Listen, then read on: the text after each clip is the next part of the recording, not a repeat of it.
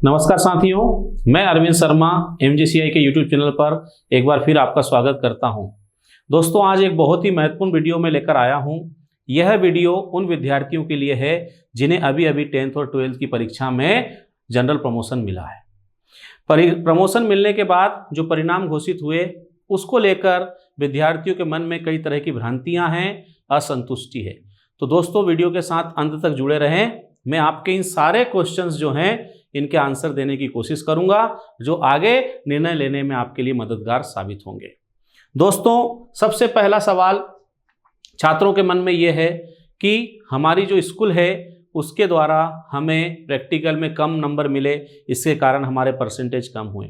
तो दोस्तों, आपको एक बात बता देता हूं कि मध्य प्रदेश का कोई भी स्कूल हो, उसका आपके इन परिणामों में कोई योगदान नहीं है। माध्यमिक शिक्षा मंडल भोपाल ने केवल 10वीं के जो आपके नंबर थे, चाहे प्रैक्टिकल के हों चाहे थ्योरी के हों, केवल उसी के डाटा मंगाया था और उसी के आधार पर उन्होंने आपका रिजल्ट तैयार किया है। दूसरी बात, इसके बाद भी अगर विद्यार्थी असंतुष्ट हैं और वो इस विशेष परीक्षा में अगर शामिल होना चाहते हैं अपना रिजल्ट सुधारने के लिए, तो मैं उन्हें संपूर्ण जानकारियाँ देने वाला हूँ। उससे पहले एक मेरा व्यक्तिगत निवेदन आप लोगों से है कि जो परीक्षाएं होने वाली हैं आगे कॉम्पिटिटिव एग्जाम्स, उसका अगर देखा जाए तो जैसे आप ICAR की परीक्षा में शामिल होते हैं या मेडिकल के लिए नीट की परीक्षा में शामिल होते हैं, तो यहाँ पर जो अनरिजर्व और OBC कैटेगरी के स्टूडेंट हैं इनके लिए 50% या उससे अधिक नंबर 12वीं में होना चाहिए। इसके अलावा अगर ST और SC कैटेगरी के स्टूडेंट हैं तो उन्हें 40% या उससे अधिक मार्क्स 12th में लाना होता है। तो अगर दोस्तों आपका प्रतिशत 55 या 60 भी बना है तो आप फिर से ये परीक्षा देकर अपना समय बर्बाद ना करें, बल्कि इस समय का उपयोग आने वाली प्रतियोगी परीक्षाओं जैसे PAT, CPAT, BHU, ICAR, NEET, इनमें अगर देंगे तो बहुत अच्छा रहेगा। इसके बाद अगर आप इस परीक्षा में शामिल होना चाहते हैं तो माध्यमिक शिक्षा मंडल जो है इसने अपनी प्रेस विज्ञप्ति जारी की है और इसमें इन्होंने कुछ यहाँ पर महत्वपूर्ण बातें बताई है जो मैं आपको बता रहा हूँ। अगर आप 2021 की विशेष परीक्षा में शामिल होना चाहते हैं तो आपके लिए परीक्षा के फॉर्म फिर से भरने होंगे और इसकी डेट रहेगी 1 अगस्त से 10 अगस्त, इसके बीच में फॉर्म भरना है। दूसरा, ये जो विशेष परीक्षा है ये 1 सितंबर से 25 सितंबर के बीच में होगी। अलग अलग विषय के हिसाब से इतना लंबा समय आपको मिलने वाला है। दूसरी बात, यहाँ पर सबसे इंपॉर्टेंट चीज जो है कि इस परीक्षा में शामिल कौन लोग होंगे, तो वह लोग शामिल होंगे जो अपने रिजल्ट से असंतुष्ट हैं अथवा जिनका परिणाम अनुपस्थित दर्शाया गया है, जिनको अब्सेंट घोषित किया गया है। ये विद्यार्थी, दोनों तरह के विद्यार्थी इस परीक्षा में शामिल हो सकते हैं। दूसरी महत्वपूर्ण बात ये कि ये जो विद्यार्थी हैं ये चाहे तो संपूर्ण विषयों में, पूरे जो सब्जेक्ट हैं उसके लिए भी शामिल हो सकते हैं या किसी विशेष विषय के लिए भी शामिल हो सकते हैं। एक विषय में आपको नंबर कम लग रहे हैं, आप उसके लिए भी शामिल हो सकते हैं, या सभी विषयों में अगर आपको मार्क्स कम लग रहे हैं तो आप इसके लिए सारे पेपर फिर से दे सकते हैं। लेकिन सबसे बड़ी बात यह है कि एक बार अगर आपने इस विशेष परीक्षा के लिए रजिस्ट्रेशन करवा लिया तो आपका जो पुराना परिणाम है जो अभी घोषित किया गया है यह निरस्त कर दिया जाएगा। फिर आगे जब आप परीक्षा देंगे उस परीक्षा का जो परिणाम होगा वही आपका अंतिम परिणाम माना जाएगा।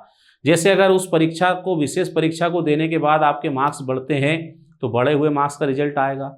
अगर आपके नंबर कम होते हैं तो और कम वाला रिजल्ट मिलेगा। आप किसी एक विषय में या एक से अधिक विषय में अगर अनुत्तीर्ण होते हैं तो आपको पूरक, सप्लीमेंट्री जिसको हम लोग बोलते हैं, या फिर आपको फेल घोषित कर दिया जाएगा। तो ये बात हमारे को ध्यान में रखते हुए परीक्षा में सम्मिलित होना है। दूसरी बात, अगर हमने रजिस्ट्रेशन करा लिया और हम परीक्षा नहीं दे पाते हैं, अनुपस्थित रहते हैं, तो भी फेल का ही परिणाम आपको नजर आएगा, आपकी अंक सूची में दर्शाया जाएगा। इसके बाद हम लोग बात करते हैं कि ये जो परीक्षा है, इस परीक्षा में हम लोग बोल रहे हैं कि अंक सूची जो है, जो विद्यार्थी इस परीक्षा में, विशेष परीक्षा में शामिल होंगे, उनकी अंक सूची मुद्रित नहीं की जाएगी, उनकी अंक सूची नहीं बनाई जाएगी। ऐसे विद्यार्थियों को इस परीक्षा के उपरांत अंतिम जो परिणाम उनको मिलेगा उसकी अंक सूची दी जाएगी। दूसरी बात, जो विद्यार्थी विशेष परीक्षा में शामिल हो रहे हैं उनको छोड़कर शेष सभी विद्यार्थियों की जो अंक सूची है, मार्कशीट है, वो सितंबर माह के दूसरे सप्ताह में प्रदान की जाएगी। और ये प्रदान कहाँ से की जाएगी? तो जो आपका स्कूल है जहाँ से आपने एग्जाम फॉर्म भरा था, वहाँ से आपको ये अंक सूची मिलेगी। इसके बाद हम लोग बात करते हैं कि ये जो विशेष परीक्षा में शामिल होने वाले विद्यार्थी हैं वो और कौन कौन हो सकते हैं।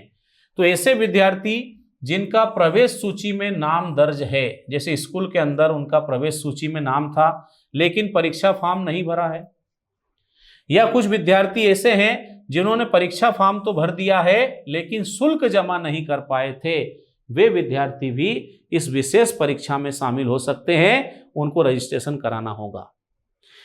जो विद्यार्थी पहले से परीक्षा सूची में थे, जिन्होंने पहले परीक्षा फॉर्म की फीस भर दी थी, उनके लिए अभी जो रजिस्ट्रेशन हो रहा है वो निःशुल्क रहेगा। लेकिन जिन विद्यार्थियों ने पहले शुल्क जमा नहीं किया था, अब वो शुल्क जमा करके परीक्षा देना चाहते हैं, तो उनके लिए परीक्षा का शुल्क रहेगा 900 रुपये। 900 रुपये शुल्क जमा करके वो रजिस्ट्रेशन करवा सकते हैं। इसके बाद मान लो आप विशेष परीक्षा में शामिल हुए और किसी एक विषय में आप फेल हो गए, तो आपको पूरक परीक्षा देने का अवसर भी मंडल के द्वारा प्रदान किया जाएगा। साथ में परीक्षा केंद्र जो है उसकी सूची अलग से दी जाएगी कि आपका सेंटर कहाँ रहेगा। दूसरा, जो विशेष परीक्षा में सम्मिलित होने वाले विद्यार्थी हैं, उनकी प्रैक्टिकल एग्जाम परीक्षा केंद्र जो आपका सेंटर रहेगा, वहां पर ही आपको प्रैक्टिकल एग्जाम देने का मौका मिलेगा। इसके अलावा हम लोग बात कर रहे हैं कि जो आपके एडमिट कार्ड आएंगे वो MP ऑनलाइन के माध्यम से आप प्राप्त कर पाएंगे। इसके अलावा हम लोग देखते हैं कि मंडल द्वारा जारी निर्देश के अनुक्रम में पात्र छात्र विशेष परीक्षा 2021 में सम्मिलित होने के लिए निर्धारित तिथि में MP ऑनलाइन के माध्यम से पंजीयन, परीक्षा फॉर्म भरें और जिनको शुल्क भरना है वो शुल्क जमा करें, तभी वो छात्र परीक्षा दे पाएंगे। तो दोस्तों, मैंने आपको पूरी तरह से क्लियर कर दिया है कि एक बार विशेष परीक्षा का अगर हमने रजिस्ट्रेशन करा लिया तो फिर हमारा पुराना रिजल्ट जो है वो निरस्त कर दिया जाएगा, फिर नए सिरे से रिजल्ट बनाया जाएगा। तो आप बहुत अच्छे से इस बात को सोच लें, समझ लें, उसके बाद रजिस्ट्रेशन कराएं।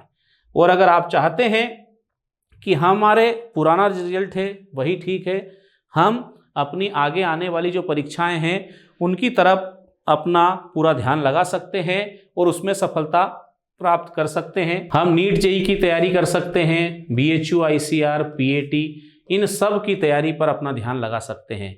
अगर आप इन सब विषयों की तैयारी करना चाहते हैं तो नीट जेई की हमारे यहाँ बैच 15 जुलाई से, BHU ICR की बैच भी 15 जुलाई से स्टार्ट हो चुकी है। PAT अगर हम PCM, PCB, ABC, PCA group से करना चाहते हैं तो 15 जुलाई से बैच इसकी स्टार्ट हो चुकी है।